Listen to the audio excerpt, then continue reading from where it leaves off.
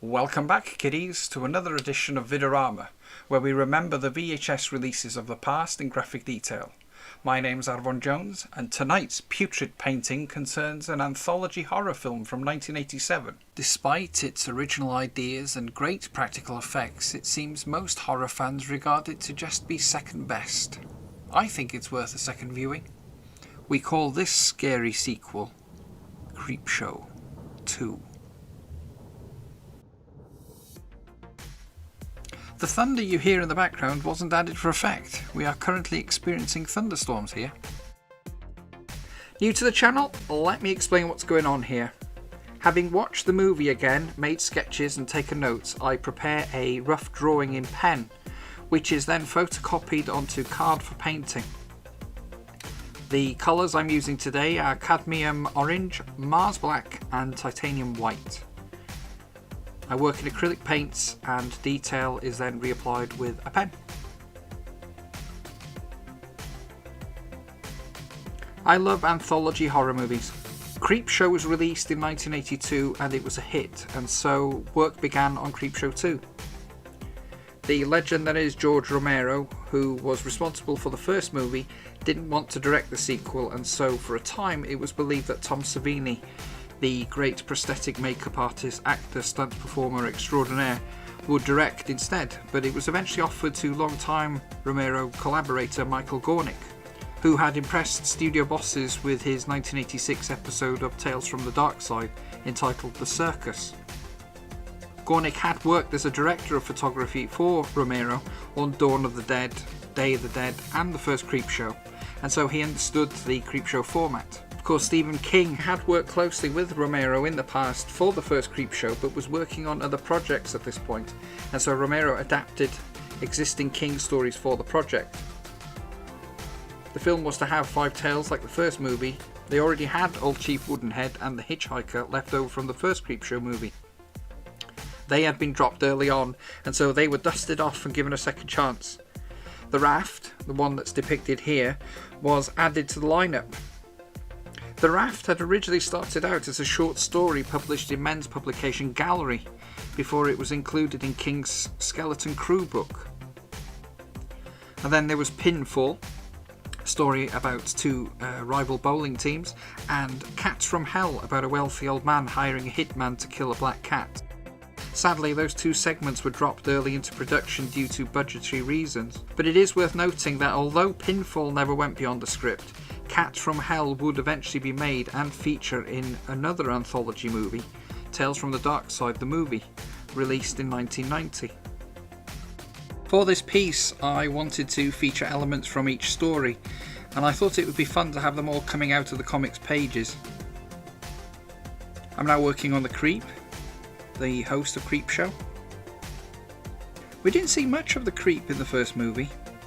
He only cackled, and all his dialogue was written on the pages of the comics in each intro. But he was redesigned for the sequel, and he was a lot more talkative. I always assumed he was based on Uncle Creepy from the Creep comics. Special makeup effects were provided by Greg Nicotero and Howard Berger. Makeup artist Ed French was originally to play the Creep in the movie, but he left the project due to artistic reasons, as Fangoria magazine put it. And so he was replaced by Tom Savini.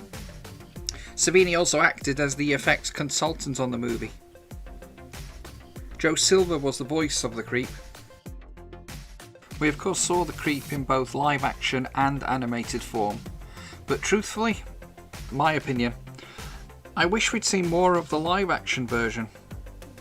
He was a great character, I certainly had fun painting him.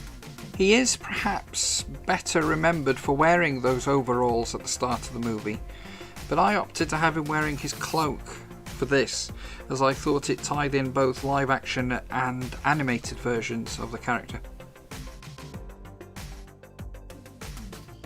When I sketched this, I saw it as an annual cover, loosely based on the old style Beano annuals that would have a stylized cover that featured all the characters. But I really enjoyed painting him, just adding the various warts and blemishes and spots. It's great fun. as was having a thunderstorm raging in the background.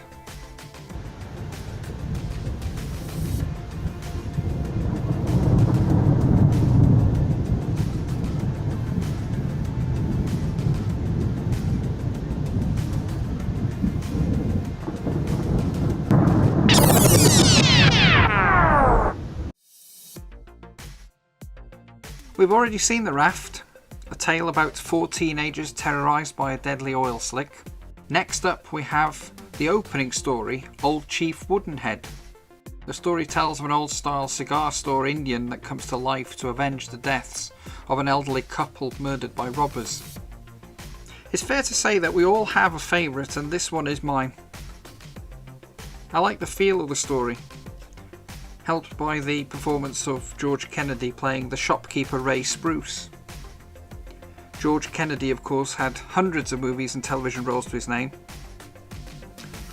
We all know The Dirty Dozen, but let's not forget the airport movies and Earthquake. He was in Delta Force. Then there was Death Ship, The Uninvited and The Terror Within. But to me he will always be Ed in the Naked Gun movies. Dorothy Lamar, who of course starred in all those movies with Bing Crosby and Bob Hope, also stars. This would actually be her final film role before her death in 1996. And let us not forget Chief Woodenhead himself, a memorable character. I loved how they made this apparently wooden figure come to life. When it came to painting him, I applied a main colour before adding a dry brush. This is when a small amount of paint is added to the brush and is lightly applied to some areas. This helps to create a dusty, worn effect, a sun-bleached look. Then of course there was all the wood grain that I added with a pen.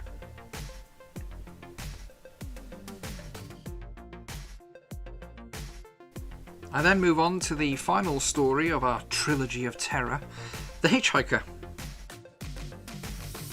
This story is about an adulterous woman who, while rushing home to her unsuspecting husband, accidentally runs down and kills said hitchhiker.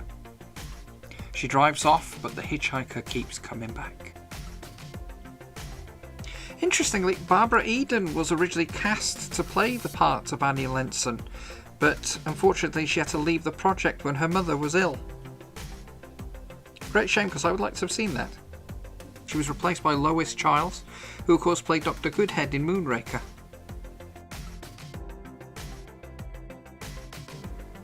Tom Wright, who played the persistent hitchhiker, told issue 64 of Fangoria magazine that he was delighted to be on the project. Having previously worked as a stuntman on other movies, he had the opportunity to play his very own monster. And he added how the blood squibs used in the movie were like water bombs. They would shower the crew in fake blood when they went off. You'll actually notice that I'm dabbing my finger on the paint that I've applied. This creates a smudged look.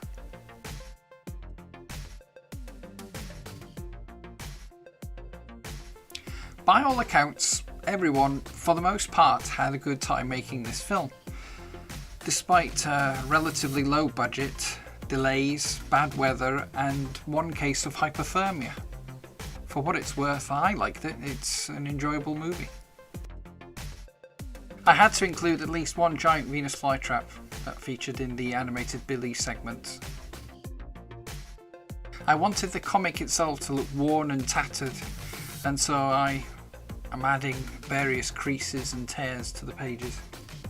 I'll be adding my signature soon, so we're almost done.